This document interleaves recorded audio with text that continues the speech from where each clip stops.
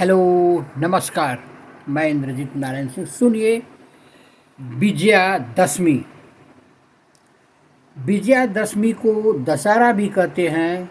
यह आश्विन शुक्ल पक्ष दशमी को मनाया जाता है। भगवान राम ने इसी दिन लंका पर चढ़ाई की थी और उस पर विजय प्राप्त की थी। इसीलिए इस तिथि को विजयादशमी कहते हैं। यह तिथि शत्रु को परास्त करने के लिए शुक्ल पक्ष की दशमी को तारा उदय होने समय विजय नामक काल होता है। वह सब कार्य को सिद्ध को देने वाला होता है। आश्विन शुक्ल दशमी पूर्व विद्या निषिद्ध मानी जाती है, पर विद्या शुद्ध है। श्रवण युक्त सूर्योदय व्यापिणी तिथि सर्वश्रेष्ठ है। विजयादशमी हमारा राष्ट्रीय पर्व है। यह प्रधानतया क्षत्रियों का त्योहार है। साधारण जनता इस पर्व को रामलीला के रूप में मनाती है। शुक्ल पक्ष की नवमी पर रामलीला होती है और दशमी को राम की सवारी बड़े सज धज के साथ निकाली जाती है। इस दिन नीलकंठ पक्षी के दर्शन को शुभ माना जाता है। कथा सुनिए। एक समय पार्वती ने महादेव जी से पूछा, लोगों में जो दशहरे विजयादशमी का त्यौहार प्रचलित है उसका क्या फल है? शिव जी ने कहा, आश्विन शुक्ल पक्ष दशमी को नक्षत्रों के उदय होने पर विजय नामक काल होता है, जो सब कामनाओं को देने वाला होता है। शत्रु को विजय करने वाला राजा को उसी समय प्रस्थान करना चाहिए। इस दिन यदि श्रवण नक्षत्र का योग हो तो सबसे अच्छा होता है, क्योंकि मर्यादा पुरुषोत्तम भगवान रामचंद्र जी ने इसी विजय काल में लंका पर विजय प्राप्त करके आए थे। इसलिए इस दिन को पवित्र माना जाता है और क्षत्रिय लोग इसको अपना मुख्य त्योहार मानते हैं। यदि शत्रु से युद्ध करने का प्रसंग भी हो तो इस काल में राजाओं को अपनी सीमा का उल्लंघन अवश्य करना चाहिए।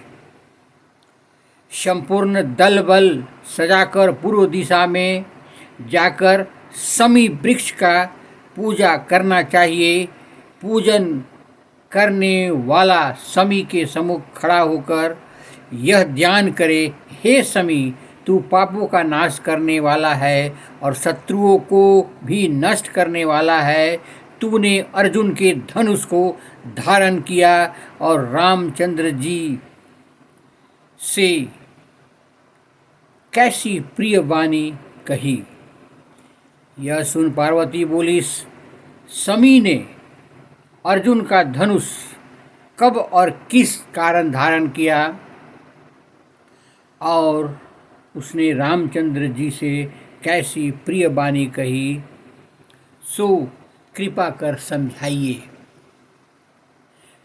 भगवान शिव बोले, देवादिदेव बोले, दुर्योधन ने पांडवों को यह शर्त पर वनवास दिया था कि वे 12 वर्ष रूप में प्रकट रूप में फिरेंगे, परंतु 1 वर्ष तक अज्ञातवास करेंगे। इसी वर्ष में उनको कोई जान लेगा तो 12 वर्ष और भी वनवास भोगना पड़ेगा।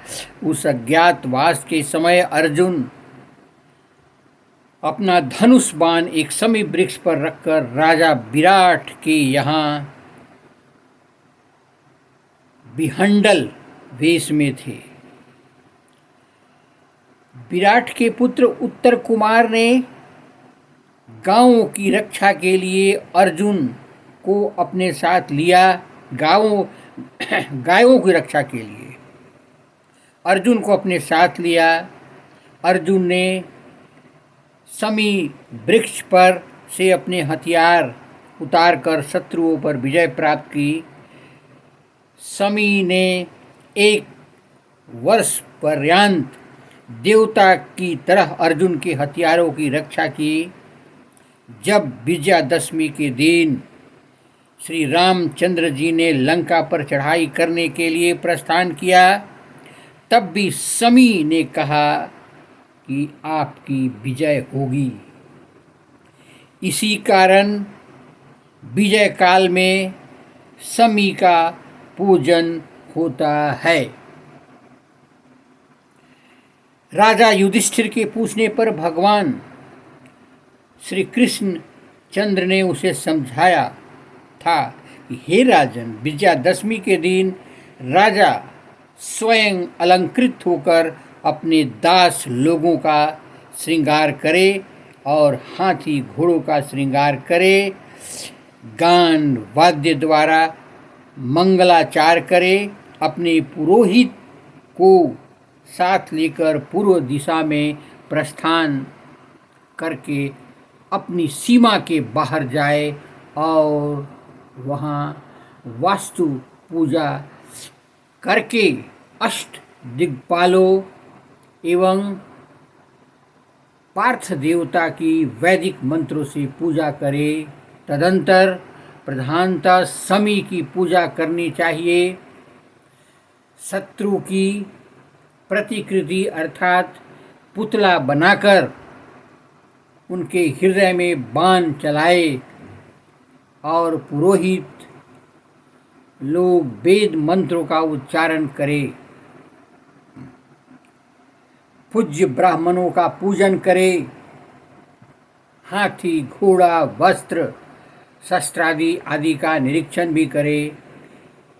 यह सब क्रिया सीमांत में करके बाजे गाजे के साथ अपने महल को लौट जाना चाहिए। जो राजा प्रतिवर्ष इसी विधि से विजयादशमी की पूजा करता है वह सदैव अपने शत्रु पर विजय प्राप्त करता है। मेरे चैनल को लाइक करें, सब्सक्राइब करें और बेल आइकन दबाएं। अभी आपने सुना विजयादशमी, जिसे दशहरा भी कहते हैं। नमस्कार नमस्कार नमस्कार।